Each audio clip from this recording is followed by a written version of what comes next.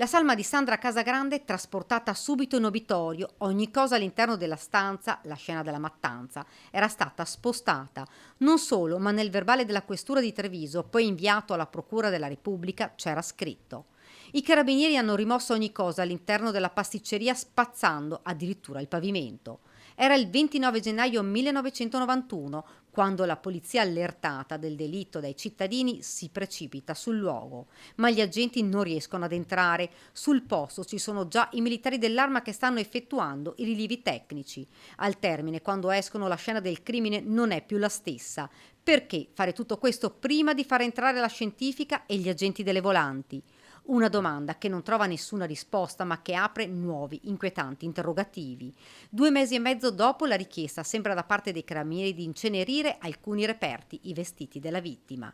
Indagini che per 35 anni non hanno portato a nessuna persona indagata, solo qualche sospetto, che poi non ha portato a nulla. Un vero e proprio giallo. Sandra Casagrande, quel giorno d'inverno, aveva aperto la porta a qualcuno che evidentemente conosceva. Forse il killer, con la scusa di ritirare dei dolci, è entrato.